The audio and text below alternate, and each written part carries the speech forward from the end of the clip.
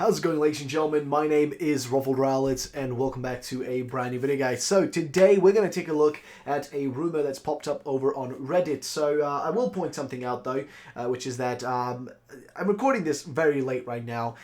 Yesterday I was actually just out of town in here in Bosnia, and I also just fixed my plane tickets. I'll be heading back to Sweden to see family and stuff.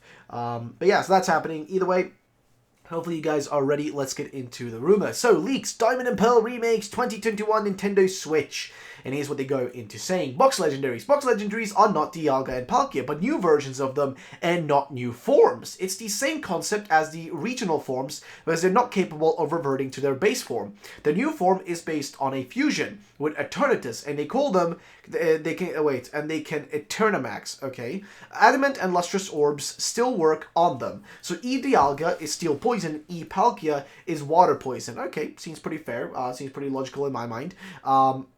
Let's see. In those remakes, Eternatus in these remakes, I guess what he's trying to say, has a bigger role, almost as important as Giratina. Eternatus is not unique. Is not a unique Pokemon, and is born from the Distortion world. Actually, it's a pretty cool concept. His shape is nearly based around Giratina's origin form. Okay, Distortion world is kind of replicating itself in many aspects and extending exponentially, creating many copies of Giratina who are Eternatus. Eternatus is created by the Distortion world without Giratina's will. Giratinas have some influence on the Eternatus and can control them somehow. That's just crazy, okay? The Distortion world is also a potential gate to replace to many places in the world as it expands and at its own dimension. It's also the main source of Dynamax energy, and a place where you can Dynamax in Sword and Shield are actually rifts of the Distortion world. The Eternatus from Sword and Shield escaped from Giratina's control and its initial place. You don't catch another Eternatus in the remakes. The story is slightly different from both Diamond and Pearl and Platinum. At the end, Cyrus catches the box legendary Dialga and Palkia with the red chain and uses it to open a portal to the Distortion world to reach Giratina. At a certain point, at this moment of the game, one Eternatus in the Distortion world is attracted by the red chain and fuse with Dialga or Palkia, giving it a new form. Cyrus cannot control it anymore, and you have to team up with him and Giratina to battle it. After that, Cyrus stays in the Distortion world with Giratina and uses the leftovers of the red chain to lock the Distortion world forever, even if it continues to grow. In the remakes, it's explained that the red chain is created by Cyrus using wishing stars used to Dynamax Pokemon. Then he says, logos leaked early are real, is what he says here, which makes me think this is fake because we already kind of talked about this, and what's his name again? Eclipse. How did I even say that? Of course I knew Eclipse. But yeah, Eclipse debunked that a part of the logo that we saw of Diamond and Pearl, those Diamond and Pearl logos you guys may have seen, and I covered the debunk of them, part of that was taken from a Google image. But I also made the point that there is a slim chance it could be real. Very slim chance it could be real. And the only way it could be real, as I mentioned in that video, is if it's very similar to the beta logos of Sword and Shield, which we saw with the beta leaks and the prototype leaks of Pokemon Sword and Shield very recently, where, it's an early logo where they just use something from Google. Because they do that when they do the beta stuff. They can make a logo, a test logo, and stuff like that using stuff from the internet, right? And that's what they kind of did for the main screen and logo for the Sword and Shield games. So keep in mind, anything is possible. Then he says here, Mega and Z moves do not return. Only Dynamax returns with some new Dynamaxes. Sinnoh and Johto starters, Luxray, Staraptor, Floatzel, Gastrodon, Porygon Z, Dusknoir, Rotom, Locorario, Garchomp, Girafarig, Dunsparce, Gliscor, Mamoswine, Mega, Togekiss, Weavile, and Ambipom and Arceus. Eternamax, Dialga, and Palkia. National Dex is in the base game. No regional variants, but new regional evolutions. Mr. Mime, Kanto. Looks like Santa. You have to have Delibird in your team to make him evolve, okay? Chimecho gets bigger in Japanese theme, and Pachirisu looks taller and gets electric fighting type, okay? Trainer customization will remain. Mini Battle Frontier will be available. There you can challenge gym leaders from the Galar region and other characters from Sword and Shield, which just don't care about. I want to see characters from the other generations, the older ones. If you show original Dialga or Palkia to precise NPC, you can unlock quests to catch Darkrai and Shaman, okay? So I guess Dialga and Palkia, original ones, to catch Darkrai Gem. Okay. Dynamax Adventure will be available. No legendary, but is somehow unique method to get rare Pokemon.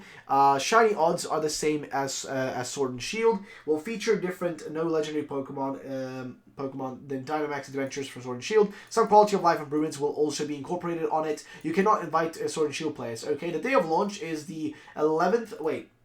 So I'm not sure, like, this again, I don't know which like, how they, because when I'm looking at, like, down at the Swedish version of, like, when they give the dates and stuff, it says, like, 2020, December 16th. So I'm not sure if this is 12th of November or 11th of December. I'm assuming it's the 12th of November, which if we look at the 12th of November next year, we just jumped the wrong way.